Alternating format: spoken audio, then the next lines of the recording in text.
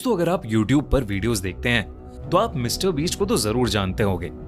In fact आप ये भी जानते होंगे कि मिस्टर बीस्ट अपनी वीडियोस में अलग अलग चैलेंजेस करता है। लेकिन 2019 में अपने नए YouTube वीडियो के लिए दुनिया के टॉप यूट्यूबर मिस्टर बीस्ट उर्फ जिमी डोनाल्डसन ने सोचा कि इस बार कुछ अलग किया जाए।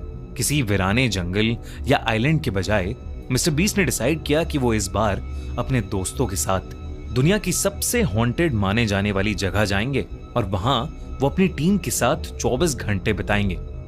Tariq, Chandler, Connor, Chris, Josh और जेक इस चैलेंज के लिए तैयार तो थे, लेकिन डरे हुए भी थे। उन्होंने गोस्ट हंटिंग का इक्विपमेंट जैसे EMF meter, infrared meter, night vision cameras, ढेर सारी बैटरीज, फ्लैशलाइट्स और वॉकी टॉकीज पैक किए और चल पड़े ओहायो स्टेट पेनिटेंशियरी, अमेरिका का ऐसा प्रिजन, एक ऐसी जेल जो सालों से बंद पड़ी है और जिसे लोग दुनिया की सबसे हॉन्टेड जगहों में से एक मानते हैं। जेल के अंदर घुसते ही उन्हें समझ आ गया कि लोग इस जगह को इतना डरावना क्यों कहते हैं। 2.5 लाख स्क्वायर फीट में फैला हुआ 6th फ्लोर का ये बड़ा सा प्रिजन 100 जेल सेल्स के साथ बेहद डरावना लग रहा था। वहां के गार्ड ने उन्हें बताया कि उस जेल में 1930s में एक आग लगने के बाद 300 कैदियों की मौत हो गई थी और कई कैदी तो उस जेल में आपस में लड़ते लड़ते ही मर गए और कईयों ने खुद को ही मार डाला। कहते हैं कि उनमें से कई कैदियों की आत्माएं आज भी उस जेल में भटकती हैं। बल्कि उस गार्ड ने बताया कि उसने खुद कई बार जेल में अदृश्य शक्तियों को महसूस किया है। बल्कि एक जेल जहां कैदियों को अकेले रखा जाता था, वहां तो उसके एक साथी गार्ड की भी जान चली गई थी।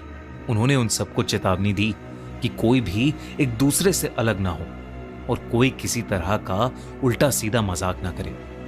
और उसने कहा कि उस जेल के अंदर एक हॉस्पिटल और चर्च भी है जहां उन्हें भूल कर भी नहीं जाना चाहिए। मिस्टर बीस्ट और उनकी टीम ये सब बातें सुनकर थोड़ा घबरा तो गए थे, लेकिन फिर भी वो हिम्मत करके अपना कैमरा लिए अंदर चले गए।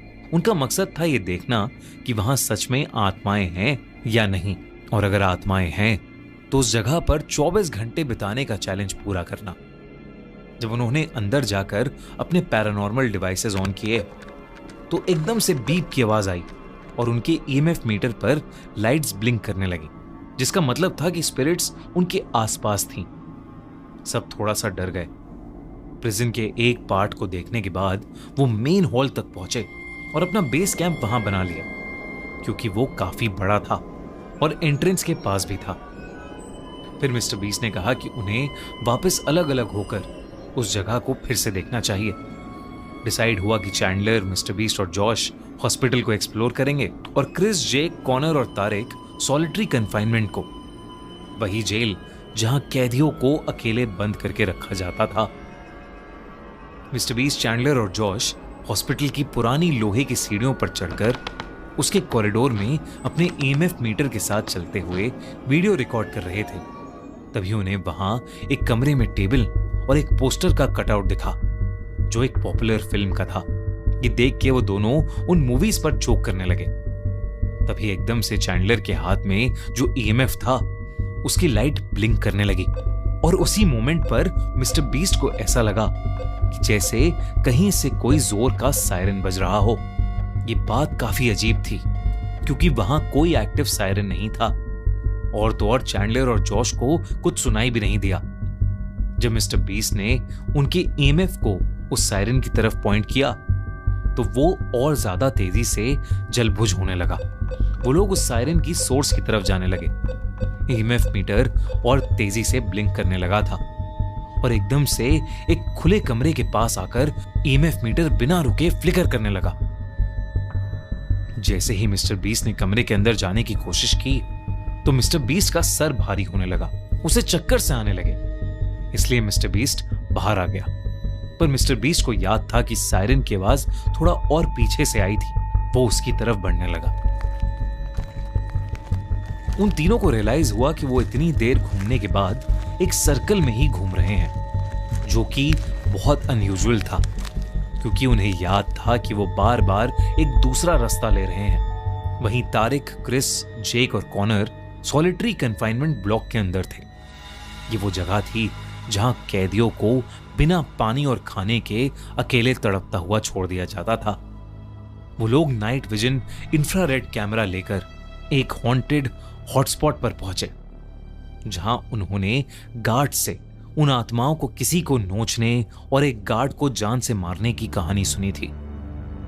एकदम से क्रिस का सर भारी होने लगा और उसे सांस लेने में तकलीफ होने लगी। जेक, जो उस कमरे की डरावनी चीजों को देख रहा था, अचानक से जोरों से चिल्लाने लगा। जेक को वहां एक अजीब सा काला साया दिख रहा था जो उसकी तरफ ही आ रहा था। जब बाकी दोनों जेक की चीखें सुनकर उसकी तरफ मुड़े तो उन्हें भी वो साया अपने पास आता हुआ नजर आया, लेकिन फिर अचानक ही वो हवा में कहीं गायब हो गया। उन लोगों ने आपस में जब उस साये के बारे में डिस्कस किया तो तीनों बहुत घबरा गए।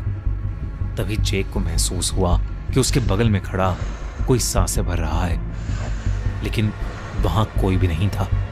और फिर अचानक से वो काला साया उनके ठीक सामने आ खड़ा हुआ और उसे देखते ही वो तीनों चिल्लाते हुए वहां से भागे और वॉकी टॉकीज पर अपनी टीम को डरते हुए ये बात बताने लगे।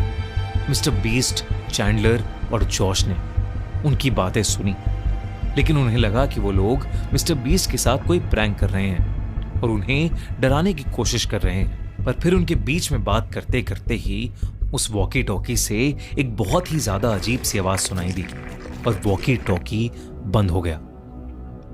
उस जेल में एक पुराना चर्च भी बना हुआ था। मिस्टर बीस्ट ने सोचा कि अब वो बस उस चर्च को देखेंगे और उस जगह से निकल जाएंगे, क्योंकि अब मिस्टर बीस्ट को अपने दोस्तों की भी थोड़ी चिंता हो रही थी।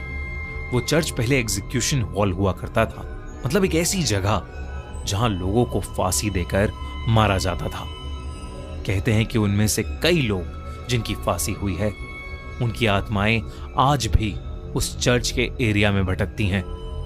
मिस्टर बीस्ट वहां प्रीस्ट की एक्टिंग करते हुए चैंडलर को सीट पर बिठाकर उसे वहां आने के लिए थैंक यू कहकर उस जगह को हॉन्टेड होने की बात करने लगा। तभी एकदम से उसका वॉकी फिर से बजने लगा, लेकिन वॉकी टॉकी पर इस बार क्रिस उसकी लोकेशन पूछ रहा था।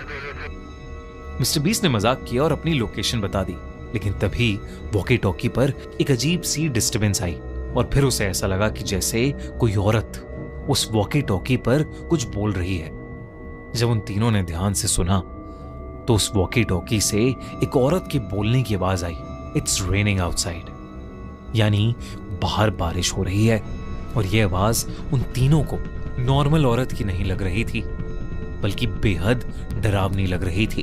बल्कि चैंडलर को तो ऐसा लग रहा था कि जैसे वो औरत एक अजीब ढंग से हंस भी रही है। और फिर अचानक ही वो आवाज आनी बंद हो गई। उन तीनों को समझ नहीं आ रहा था कि उनके साथ अभी क्या हुआ, तो वो वहां से निकलकर वापस मेन हॉल की तरफ अपने बेस कैंप चले गए। लेकिन तभी उन्होंने नोटिस किया कि बाहर तेज बारिश शुरू हो गई है और बिजली कड़कने की आवाजें भी आ रही हैं। चैंडलर और जॉश तो काफी डर गए थे, लेकिन मिस्टर बीस्ट को ये सब देखकर मजा आ रहा था और मिस्टर बीस्ट के दिमाग में कुछ और ही चल रहा था।